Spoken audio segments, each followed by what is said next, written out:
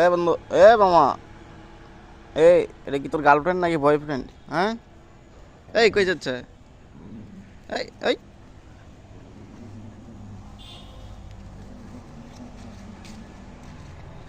Girlfriend বয়ফ্রেন্ডের পিছনে দৌড়াচ্ছে আমাদের ডগি। এ